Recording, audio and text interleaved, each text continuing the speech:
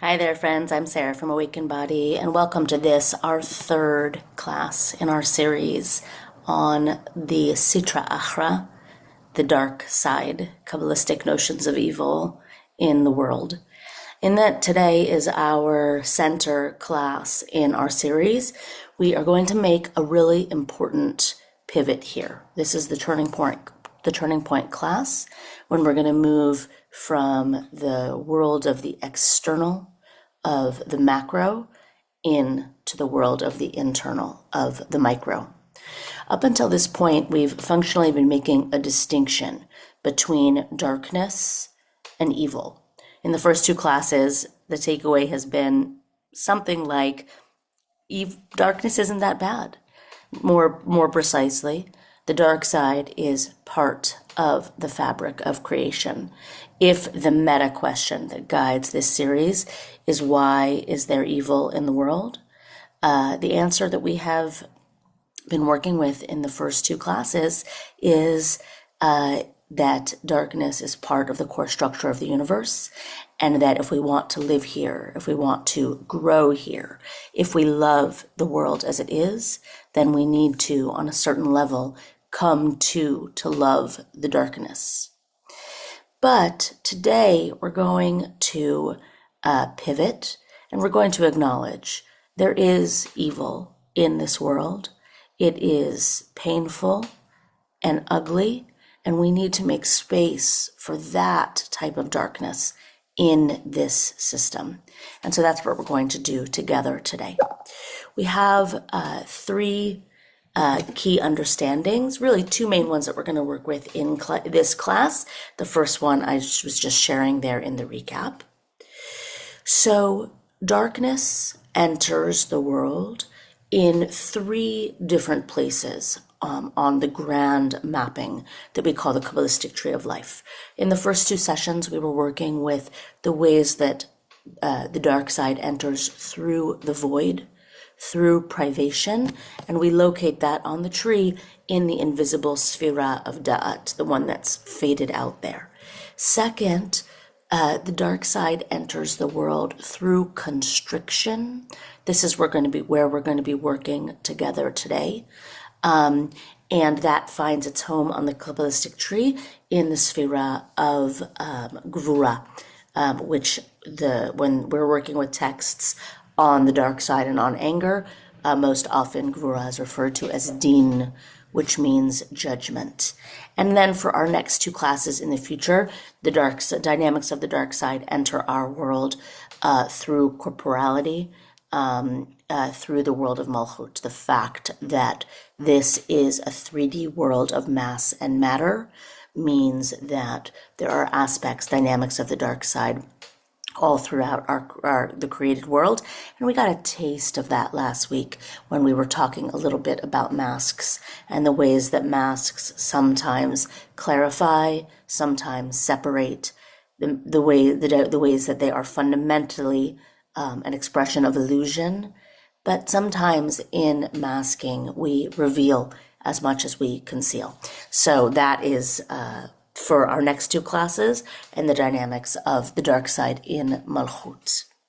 Our focus today is on fear, anger, and shame.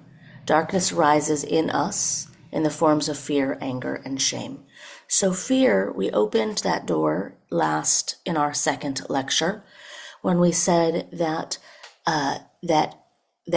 the dark side exists in the fabric of the created universe in the form of privation, negative space, as opposed to positive space, not negativity, but rather negative in the presence absence sense, that negative space is the womb of the world, the canvas on which all of creation unfolds.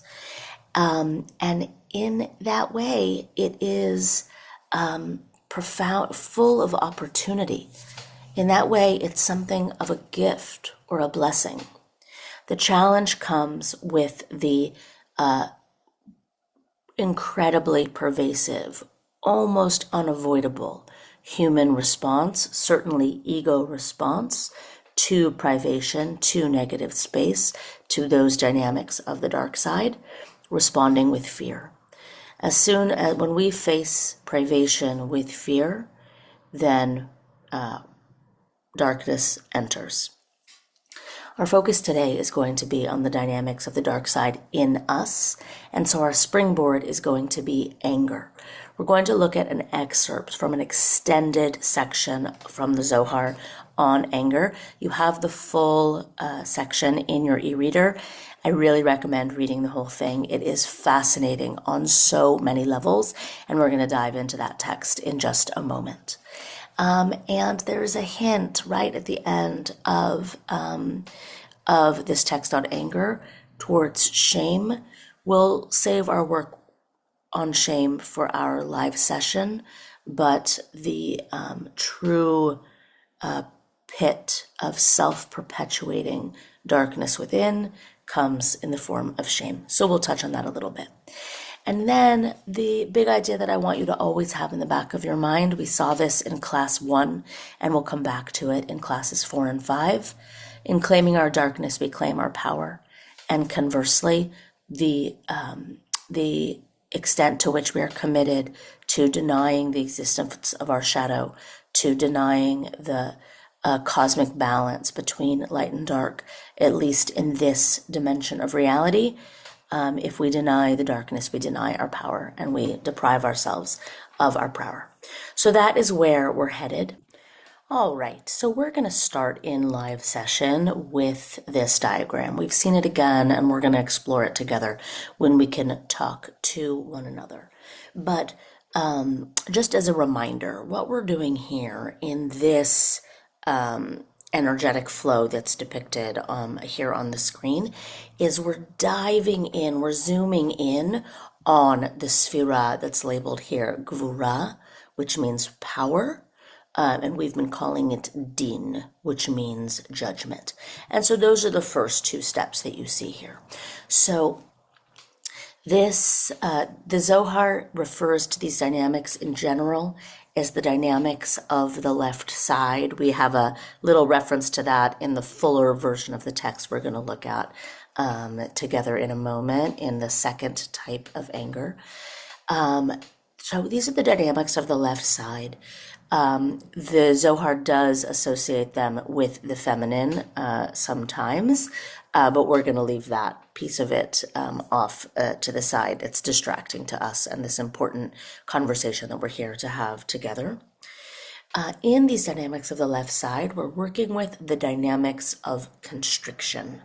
That fundamentally, when we start with Gvura, which is in its fundamental nature the counterbalance to chesed. If chesed is the capacity for divine unconditional love, Gvura is its counterbalance, which we work with in the positive terrain, not of the dark side, but of the light side, so to speak. In the positive terrain, we work with it as our capacity to set boundaries, an essential positive quality. But that basic posture of setting boundaries, it sits inside of our core power. That's why in claiming our darkness, we claim our power. It sits inside of our core power. And as it gets more and more narrow, limited, and brittle, it births the dark side in the world. And that flow goes power, judgment, anger, rage, evil.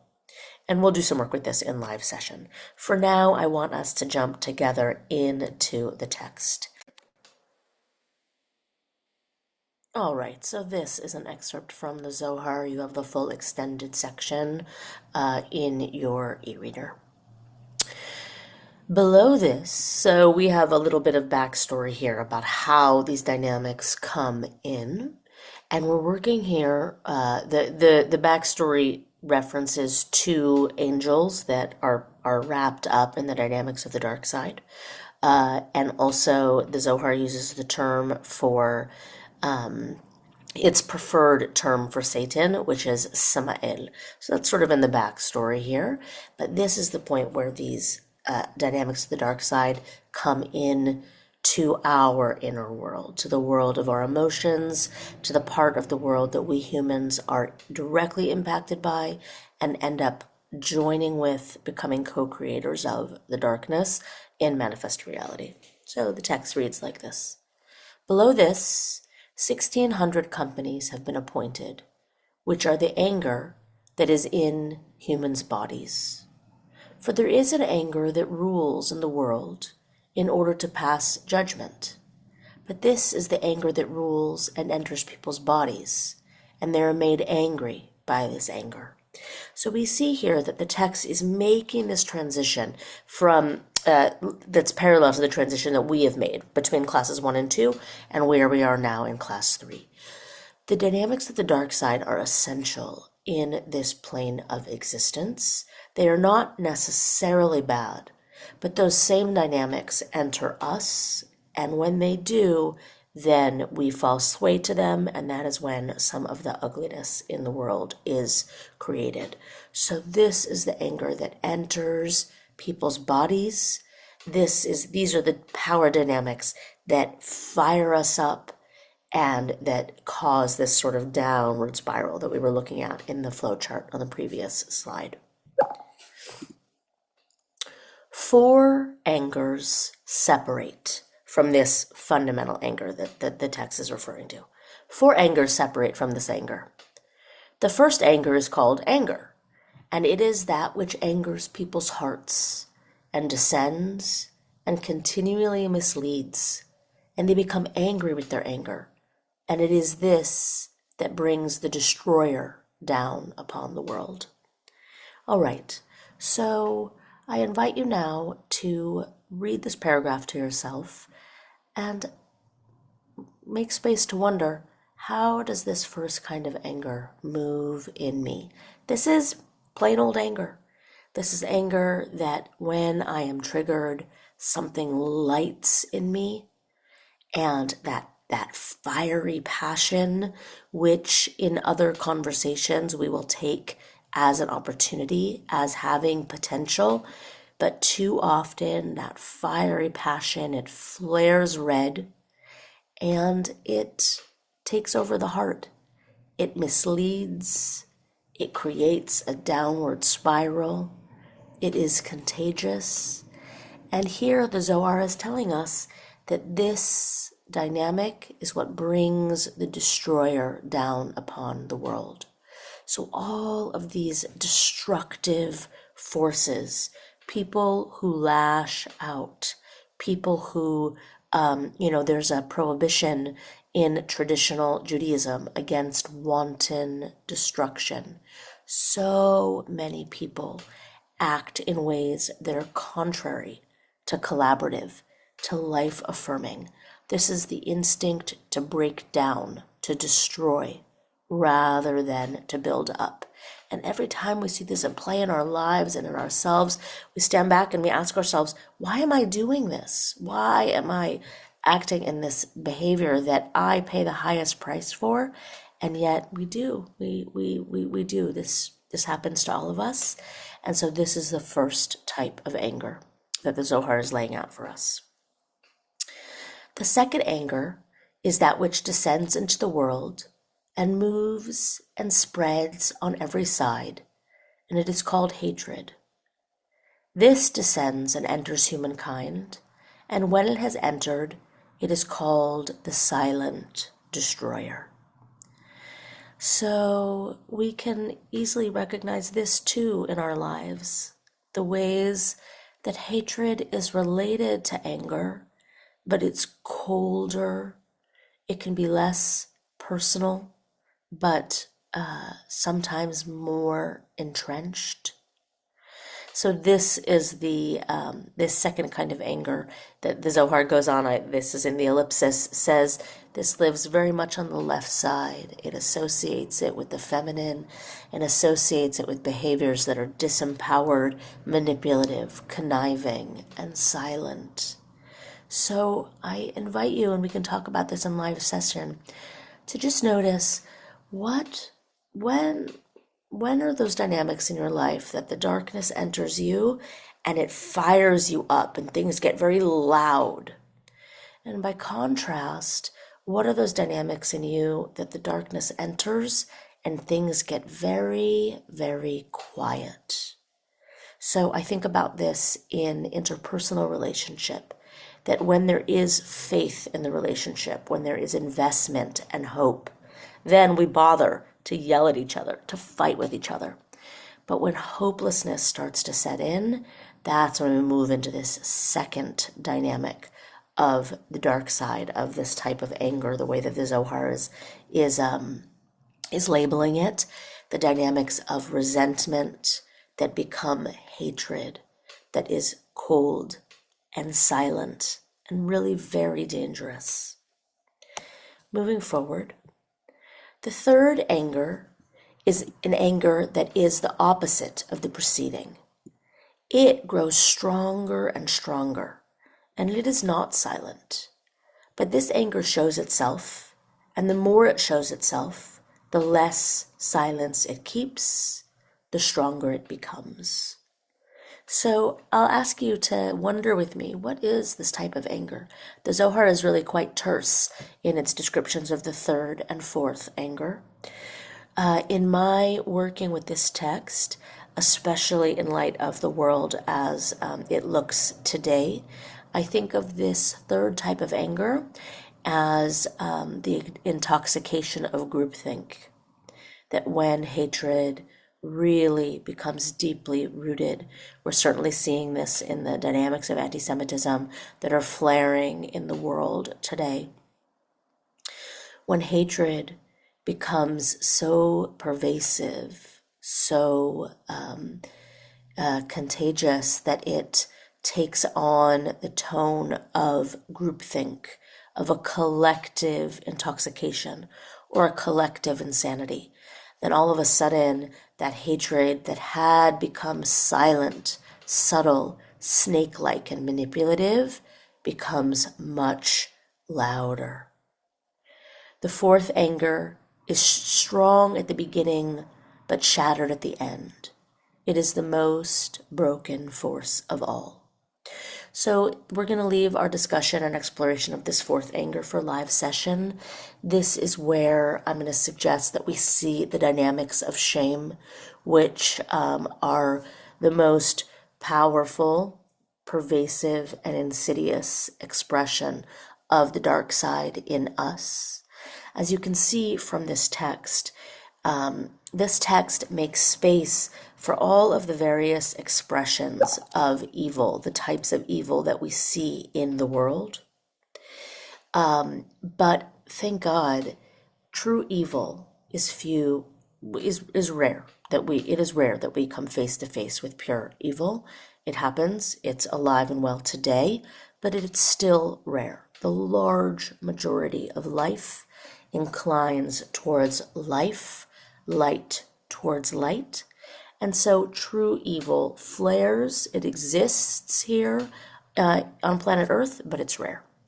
By contrast, shame, the fourth type of anger, is a pit that has the ability to function within us like in the same dynamics that dark matter function in the cosmos, the way that a black hole can absorb all light and fold in on itself and really destroy everything in its wake. In our inner lives, shame has the ability to do that. And so we'll explore that together in live session. For now, I hope that you go to the e-reader, that you choose to read the full source here. Bring your questions to live session. This is hard material. If you're feeling yourself triggered by it in any way, please reach out. Please ask for help. This might be a time that you might end up feeling like you need a one-on-one session to just process some of what's arising for you. That is natural and honest, and please don't suffer alone. Don't suffer in silence. We're going to leave this warm-up lecture there for today, and I will see you in live session.